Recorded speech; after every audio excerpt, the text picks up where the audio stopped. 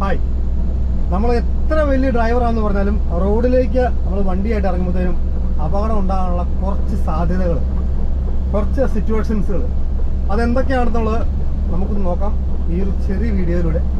അപ്പോൾ ഒരു കുറച്ച് പോയിന്റുകൾ മാത്രമേ ഞാൻ പറയുന്നുള്ളൂ. പറയണമെന്ന് പലപ്പോഴും ആലോചിക്കുന്ന കാര്യങ്ങളാണ്, പക്ഷേ മറന്നു പോകുന്നുണ്ട്. പെട്ടെന്ന് ഓർമ്മയിൽ വന്ന കുറച്ച് കാര്യങ്ങളൊക്കെ അങ്ങോട്ട് പറയുവാണേ. ഇതിനൊരു സ്ക്രിപ്റ്റ് ഒന്നും തയ്യാറാക്കി ഒന്നും വെച്ചിട്ടൊന്നുമില്ല. ഇപ്പം എന്നാ വലിയ ഡ്രൈവർ എന്ന് പറഞ്ഞാലും ഇപ്പോഴത്തെ ഒരു സിറ്റുവേഷനിൽ അപകടം ഉണ്ടാകാനുള്ള സാഹചര്യം കൂടുതലാണ്. ഒന്നാമത്തെ കാര്യം റോഡ് അതുപോലെ റോഡിൽ വണ്ടികളാണ്. പക്ഷേ ഈ വണ്ടിക്കനുസരിച്ചുള്ള വഴിക്ക് വീതി കൂടുന്ന പ്രശ്നങ്ങളൊന്നുമില്ല. ആരും സ്പീഡിട്ട് കുറയ്ക്കുന്നില്ല. ഇറങ്ങുന്ന എല്ലാ വണ്ടികൾക്കും നല്ല ഹൈ സ്പീഡ് പവർഫുൾ എഞ്ചിനൊക്കെയാണ് സെറ്റ് ചെയ്തിരിക്കുന്നത്. അതുകൊണ്ട് സ്പീഡ് കുറച്ച് പോകണമെന്നും ഞാൻ ആരോടും പറയുന്നില്ല കേട്ടോ. അതൊക്കെ ഓരോരുത്തരുടെ ഇഷ്ടമല്ലേ. 2 ടിപ്സുകളിലേക്ക് നമുക്ക് കിടക്കാം. ആദ്യമായിട്ട് എല്ലാവരും എവിടെയും പറയുന്നൊരു കാര്യം തന്നെയാണ് ഞാൻ ആദ്യം പറയുന്നത്. ഒരു കാരണവശാലും വളവിൽ നമ്മൾ ഓവർടേക്ക് ചെയ്യാൻ പാടില്ല. ഓവർടേക്ക് ചെയ്യാൻ പാടില്ല വളവിൽ. ഒരു കാരണവശാലും വളവിൽ ഓവർടേക്ക് ചെയ്ത് കഴിഞ്ഞാൽ നമുക്ക് ആ വളവിൽ എന്താ എതിരെ വരുന്ന വണ്ടി ഏതാ എന്ന് ഒന്നും നമുക്ക് അറിയാൻ പറ്റത്തില്ല. അതുകൊണ്ട് ഒരു കാരണവശാലും വളവിൽ ഓവർടേക്ക് ചെയ്യാൻ പാടില്ല. അപ്പോൾ ഞാൻ ഈ പറഞ്ഞു തരുന്ന പോയിന്റുകളൊക്കെ നിങ്ങളൊന്ന് നോക്കി വെക്കുകയാണെങ്കിൽ നമുക്കൊരു നല്ല ശതമാനം നമുക്ക് അപകടങ്ങൾ കുറയ്ക്കാൻ സാധിക്കും. പിന്നെ നമ്മൾ ഓവർടേക്ക് ചെയ്യുമ്പോൾ ശ്രദ്ധിക്കേണ്ട ഒരു പ്രധാന കാര്യമാണ്, ഓവർടേക്ക് ചെയ്യുമ്പോൾ ഒരു കാരണവശാലും നമ്മൾ ഓടിക്കുന്ന വണ്ടിയുടെ വലതുവശത്തെ വീല് റോഡിന് വെളിയിൽ ഇറങ്ങി പോകാൻ പാടില്ല. അപ്പോൾ നമ്മൾ ഓടിക്കുന്ന പല വഴികളായിരിക്കും. പല വഴി എന്ന് പറയുമ്പോൾ ചിലപ്പം വീതി കുറഞ്ഞ വഴിയായിരിക്കും, ചിലപ്പോൾ ഹൈവേ ആയിരിക്കും. അപ്പോൾ അങ്ങനെയുള്ള വഴികൾക്കൊന്നും ഇത് പ്രശ്നമില്ല. ചിലപ്പോൾ നമ്മൾ വീതി കുറവുള്ള വഴിക്കൊക്കെ വണ്ടി ഓടിക്കുവാണെങ്കിൽ ഓവർടേക്ക് ചെയ്ത് കഴിയുമ്പോഴത്തേനും ചിലപ്പം ഈ വലതുവശത്തെ വീല് റോഡിൻ്റെ കട്ടിങ്ങിന് വെളിയിൽ ഇറങ്ങിപ്പോകാനുള്ള സാധ്യത ഉണ്ട്. അപ്പോൾ അങ്ങനെ വണ്ടിയുടെ നിയന്ത്രണം നഷ്ടപ്പെടും. എനിക്ക് സംഭവിച്ച ഒന്നുകൊണ്ട് കാര്യങ്ങളൊക്കെ ഞാൻ പറയുന്നത് കേട്ടോ. അപ്പോൾ എൻ്റെ അനുഭവങ്ങളാണ് ഓരോ കാര്യങ്ങളായിട്ട് നിങ്ങളോട് ഞാൻ പറഞ്ഞു തരുന്നത്. പിന്നെ ആരും ശ്രദ്ധിക്കാത്തൊരു കാര്യമുണ്ട്, അത് ഒരുപാട് അപകടം വരുത്തി വെക്കുന്നൊരു സംഭവമാണ്. അതൊന്ന് ശ്രദ്ധിച്ചോ. നമ്മൾ ഓടിക്കുന്ന വണ്ടി കാറോ ട്രക്കോ എന്ത് വണ്ടികളോ ആയിക്കോട്ടെ, ഗുഡ്സ് വണ്ടികളോ അല്ല പാസഞ്ചർ വണ്ടിയോ എന്തോ ആയിക്കോട്ടെ, നമ്മൾ ചെയ്യുന്ന ഒരു തെറ്റായൊരു സംഭവമുണ്ട്.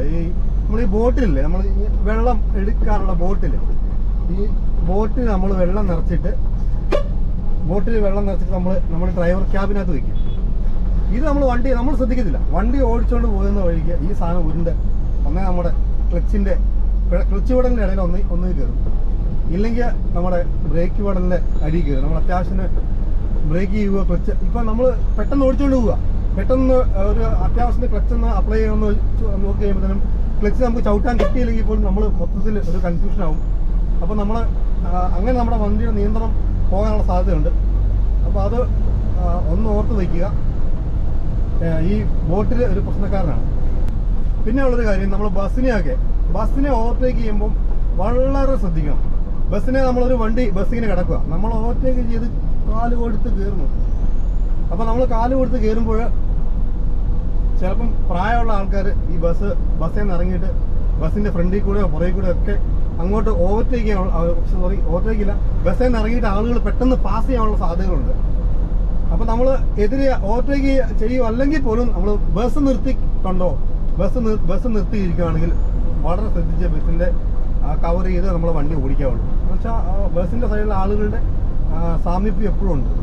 അപ്പോൾ അവർ പ്രായമുള്ള ആളുകളാണ്, കൊച്ചുകുട്ടികളാണ്, അവരൊക്കെ എടുത്ത് ചാടാനുള്ള സാധ്യതകൾ കൂടുതലുണ്ട്. അങ്ങനെയൊക്കെ ഉള്ളൊരു അപകടങ്ങളൊക്കെ ഒരുപാട് റിപ്പോർട്ട് ചെയ്തിട്ടുണ്ട്. അപ്പോൾ ആ ഒരു അറിവ് വെച്ച് പറഞ്ഞാണ്. നമ്മൾ ഏത് വണ്ടി ഓടിച്ചാലുണ്ടല്ലോ, വണ്ടിയുടെ വലതുവശം ഇടതുവശം സൈഡ് മിററുകൾ, ബാക്കിലെ സൈഡ് മിറർ ഉണ്ടെങ്കിൽ ട്രക്കിന് കാണാൻ പറ്റത്തില്ല. ബാക്കിലെ സൈഡ് മിറർ ഉണ്ടെങ്കിൽ അതും കൂടി ഒന്ന് ശ്രദ്ധിച്ചോ. എപ്പോഴും നമ്മളത് ഒരു വിജിലൻ്റായിട്ട് നമ്മളിരിക്കണം. കുറേയേറെ വണ്ടികൾ ഏതൊക്കെയാണ് എന്നുള്ളതിനെപ്പറ്റി ഒരു ഗ്രാഹ്യം നമുക്ക് വേണം. നമ്മൾ ഏത് സമയത്തും ഒരു ഫ്രീക്കം പയ്യൻ ഓവർടേക്ക് ചെയ്ത് കയറിപ്പോകാനുള്ള സാധ്യതയുണ്ട്. ചിലപ്പോൾ അവൻ ഇടത്തൂടെയും വരും, അവൻ വലത്തൂടെയും ചിലപ്പം ഓവർടേക്ക് ചെയ്ത് കയറി പോകും. അപ്പോൾ നമുക്ക് ചിലപ്പം പെട്ടെന്ന് ഇടത്തോട്ട് വെട്ടിക്കേണ്ട സാഹചര്യം വരും, പെട്ടെന്ന് വലത്തോട്ട് വെട്ടിക്കേണ്ട സാഹചര്യം വരും. അപ്പോൾ അതൊക്കെ നമ്മൾ വളരെ ശ്രദ്ധിച്ചിരിക്കണം. പിന്നെ നമ്മൾ ഓടിക്കുന്ന വേണ്ടി ഒരു കാരണവശാലും നമ്മൾ ഇടത്തോടെ ഓവർടേക്ക് ചെയ്യരുത്. ഒരു കാരണവശാലും നമ്മൾ ചെയ്യരുത്. നമ്മൾ ഇടത്തോടെ യാദൃശ്യമായിട്ട് ഞാനിങ്ങനെ ഇടത്തോടെ കയറിപ്പോയി, അല്ല നിങ്ങൾ ഇടത്തോടെ കയറിപ്പോയി, ഇടത്തോടെ ഓവർടേക്ക് ചെയ്ത് കയറിപ്പോയി. നിങ്ങളുടെ മോട്ടോർ സൈക്കിളാണ് ഓടിക്കുന്നത്, നിങ്ങൾ ഇടത്തോടെ ബൈക്കോ ആയിട്ട് ഓവർടേക്ക് ചെയ്ത് കയറിപ്പോയി. ഓവർടേക്ക് ചെയ്യപ്പെടുന്ന വണ്ടി പെട്ടെന്നൊന്ന് ഇടത്തോട്ട് വെട്ടിക്കുന്ന ഒരു സിറ്റുവേഷൻ വന്നു കഴിഞ്ഞാൽ എന്ത് ചെയ്യും? കൃത്യം ബൈക്കാണ് ഓടിക്കുന്നെങ്കിൽ കറക്റ്റ് ബൈക്കാരനെ നെഞ്ചത്ത് കയറും. അതൊരു അപകടത്തിനുള്ള സാധ്യതയാണ്.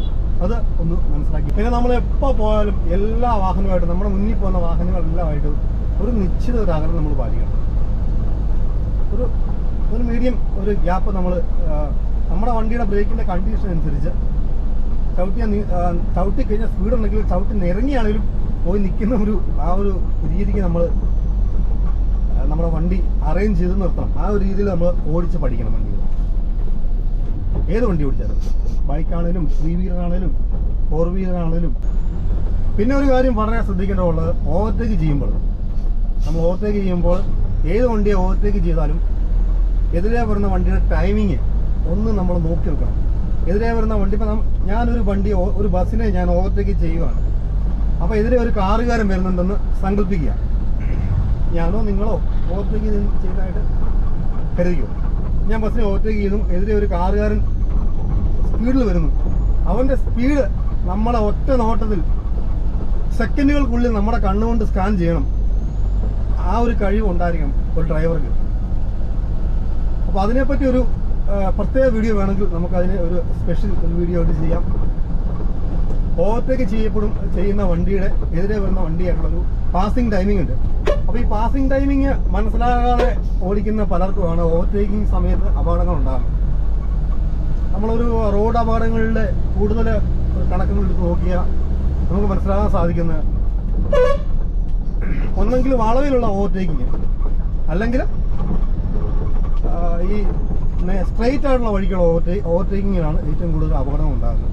വളവിലുള്ള ഓവർടേക്കിങ്ങിലുള്ള അപകടം ഉണ്ടാകുന്നത് നമുക്ക് വഴി കാണത്തില്ല. വഴി കാണാതെ നമ്മൾ കയറി ചെല്ലുമ്പോൾ എതിരെ വരുന്ന വണ്ടിയുടെ ലോഡ് വണ്ടിയോ അല്ലെ സ്പീഡിൽ വരുന്ന കാറോ മോട്ടോർ സൈക്കിളോ എല്ലാം ആണെങ്കിൽ ചവിട്ടിയാൻ നിൽക്കത്തില്ല, ഇടി ഉറപ്പാണ്. അതുപോലെ തന്നെയാണ് സ്ട്രെയിറ്റ് വഴിക്കുള്ള ഓവർടേക്കിങ്. ഈ ടൈമിങ് തെറ്റിയുള്ള ഓവർടേക്കിങ്.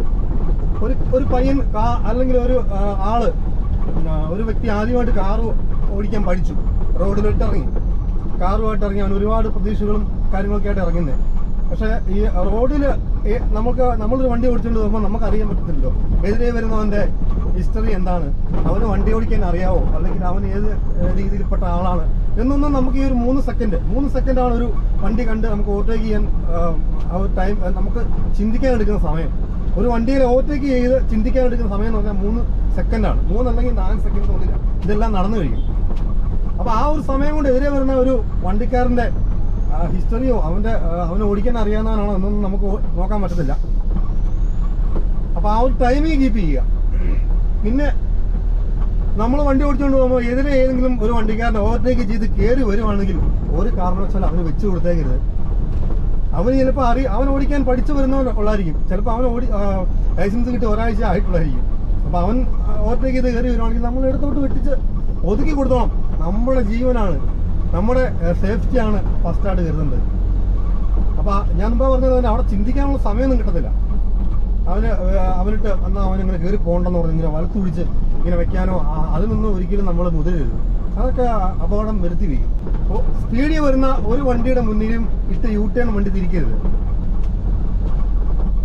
നല്ല ഹൈവേയിൽ ഒരു വണ്ടി സ്പീഡിൽ വരുന്നു, നല്ല സ്പീഡിൽ വരുന്ന വണ്ടിയുടെ മുന്നിൽ പോയി നമ്മൾ യൂട്ടേൺ തിരിഞ്ഞാൽ ചിലപ്പം അവൻ ഈ പറഞ്ഞ ചവിട്ടിയാൽ നിന്നിരിക്കത്തില്ല. ചിലപ്പോൾ ചവിട്ടി നിരങ്ങി വന്ന് നമ്മുടെ വണ്ടിക്ക് ഇടിക്കാനുള്ള സാധ്യതയുണ്ട്. അപ്പോൾ ഞാൻ മുമ്പേ പറഞ്ഞ പോലെ തന്നെ ആ ഓടി വരുന്ന വണ്ടിയുടെ സ്പീഡ് നമ്മളൊന്ന് കാൽക്കുലേറ്റ് ചെയ്യണം. നമ്മുടെ കണ്ണുകൾ ഒരു ഡ്രൈവറുടെ കണ്ണുകൾ എപ്പോഴും ഒരു സ്കാനറിന് തുല്യമാണ്. എതിരെ വരുന്ന വണ്ടി എത്ര കിലോമീറ്റർ സ്പീഡിലാണ് വരുന്നത്, നമുക്ക് ആ വരുന്ന വണ്ടിയെ ഈ വണ്ടിയെ ഓവർടേക്ക് ചെയ്ത് കടന്നു പോകാനുള്ള ഒരു സമയമുണ്ടോ എന്നുള്ളതെല്ലാം നമ്മൾ മനസ്സിലാക്കിയിരിക്കണം. അപ്പോൾ ഈ ഒരു വീഡിയോ നിങ്ങൾക്ക് തീർച്ചയായിട്ടും ഉപകാരപ്പെടും. നമ്മൾ ഒരുപാട് എൻ്റർടൈൻമെൻറ്റ് വീഡിയോസൊക്കെ നമ്മൾ ഷെയർ ചെയ്യുന്നതല്ലേ. അപ്പോൾ ഈ ഒരു അറിവ് എല്ലാവരും നല്ല ഡ്രൈവർമാരാകട്ടെ.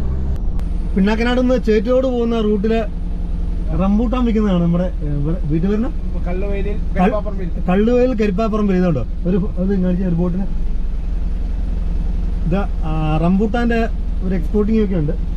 ഇതാണ് അതിൻ്റെ ഒരു ബോക്സിന് 180 രൂപയാണ്.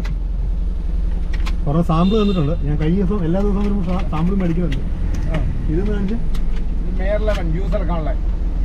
ഇതാ ലെമനോ മേയർ ലെമൺ എന്നാണ് ഇതിന്റെ പേര് കൊടുത്തിരിക്കുന്നത്. 1975 ചൈനയിലാണ് ജന്മദേശം. അതെയോ?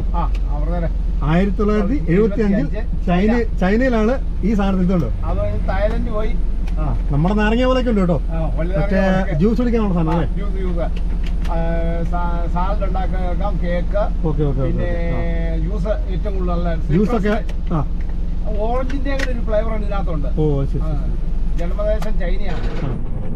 ഇതിന്റെ ജന്മദേശം ചൈനയാണല്ലേ? അപ്പം ഇതുണ്ടോ? അപ്പൊ ഫ്രൂട്ട്സുകളൊക്കെ ആയിട്ട്. ചേട്ടന്റെ പേരെന്ന് പറഞ്ഞേ? എന്റെ പേര് മനീഷ്. മനീഷ്. ഞാനാണ് ഇവിടെ 1.5 മാസമായി. 1.5 മാസമായിട്ട് മനീഷ് ചേട്ടൻ ഇവിടെ ഇതിന്റെ സെയിലാണ്. അപ്പൊ ഈ റൂട്ടിലൊക്കെ വരുന്നത് ഇത് മുണ്ടക്കയം ഹൈ റേഞ്ചിലോട്ടൊക്കെ പോകാനുള്ള റൂട്ടാണ്. ഈ റൂട്ടിലൊക്കെ ഉള്ളവർ വരുമ്പോൾ ഓരോ പാക്കറ്റ് വാങ്ങിക്കുക. ഫ്രഷ് സാധനം. അതെ, എല്ലാ ഐറ്റം ഫ്രഷ് സാധനമാണ്. Okay, thank you.